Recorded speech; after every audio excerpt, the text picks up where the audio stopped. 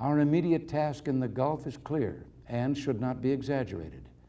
It is to escort U.S. flag vessels, a traditional role for the Navy, and one which it has carried out in the Gulf as well as in other areas.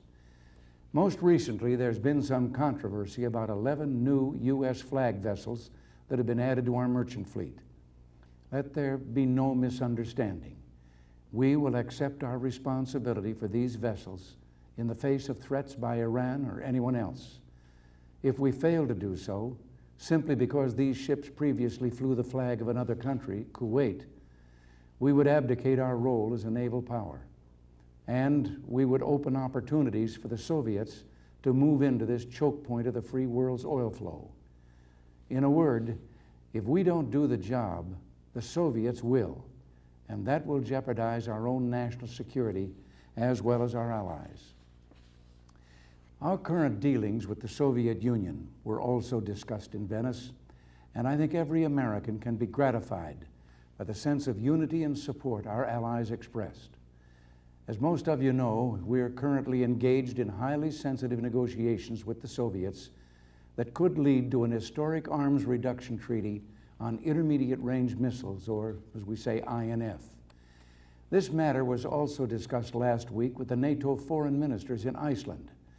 I have received Secretary Shultz's report on his NATO meeting, and I'm pleased to tell you that we and our allies have reached full consensus on our negotiating position. 6 years ago, the United States proposed a step called the zero option, the complete elimination of U.S. and Soviet land-based longer-range INF missiles. At the time, many labeled it ridiculous and suggested the Soviets would never accept it. Well, we remained determined, and this year the Soviets adopted a similar position. So tonight, I can tell you that with the support of our allies, the United States will also formally propose to the Soviet Union the global elimination of all U.S. and Soviet land-based shorter-range INF missiles, along with the deep reductions in, and we hope the ultimate elimination of, longer-range INF missiles.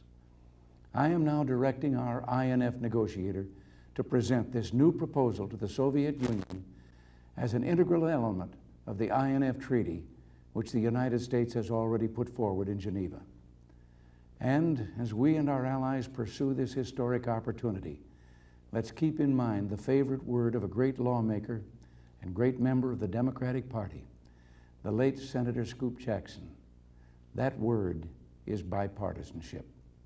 For it's only with the support of Congress, as well as the help of our allies, that we will be able to accomplish those historic arms reductions. There was also strong agreement in Venice on the importance of pressing the Soviet Union for progress on other important arms negotiations, such as our effort to cut 50% in strategic forces. So too, we were agreed on the need for Soviet progress in the human rights area, as well as regional conflicts, especially Afghanistan. And while we welcome the new expressions of openness from the Soviets, we said it's time to see if their actions are as forthcoming. But while I can report to you tonight that our work on these issues in Venice was productive, honesty compels me to tell you about one disturbing topic in our discussions there. And that was the continuing threat of deficit spending. Frankly, I have to tell you too that I felt among the other 6 summit leaders a sense of unease about America's commitment to a consistent, enforceable plan to reduce our deficits. In no sense was the concern voiced by these leaders intrusive or offensive. It's just that they realize how interdependent all of our economies are, and they know a weakened American economy is a threat to their continued growth. I share their concern. Don't mistake me. All of us who take pride in our economic achievements know the efforts we've made on deficit spending. In 1983, deficit spending was a full 6.3% of our gross national product. Today, that figure stands at 3.9%, nearly a 40% decline in just 4 years. This year, too, our deficit is programmed to be cut by nearly $48 billion, a more than 20% reduction. This reduction itself is a result of much hard work that took place when, a few years ago, under the prodding of many of us who were fighting for fiscal restraint, that Congress got together and adopted a plan called Gramm-Rudman-Hollings that established a program for gradually reducing our deficits and eventually balancing the budget. So, all of this is good news, or at least it has been. You see, in the critical matchup between those who want to keep spending your money and raising your taxes, and those of us who resist a return to the old policies of tax and tax, spend and spend, we have now reached breakpoint. That's why I've made a personal decision to do something no president should ever hesitate to do when he must. And that's go to you, the American people, and put the facts before you. The congressional budget process, supposedly overhauled in 1974 and again in 1985, isn't working. Months ago, I sent the Congress a responsible budget that met this year's deficit targets while it provided for our national security needs, added funds for critical domestic concerns such as AIDS and air safety, and kept the appetite for federal spending under control. But instead of acting on it, Congress ignored that budget and is considering a plan that, in terms of our gross national product, sharply reduces defense spending over the next few years back to the dangerous levels of the late 1970s. A plan that also cripples our security assistance and economic cooperation efforts overseas.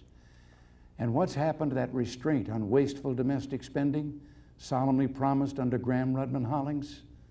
It vanished. And to pay for this lapse of faith, you, the taxpayers, are going to be saddled with an approximately $100 billion bill over the next 4 years.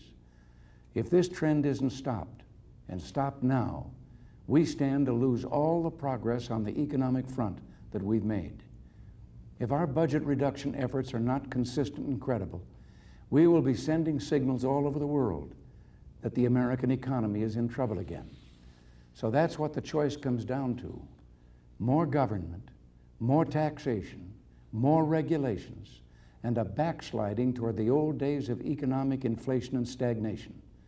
Or, on the other hand, additional growth, greater opportunity, adequate national security, and more for the family budget, not the federal budget.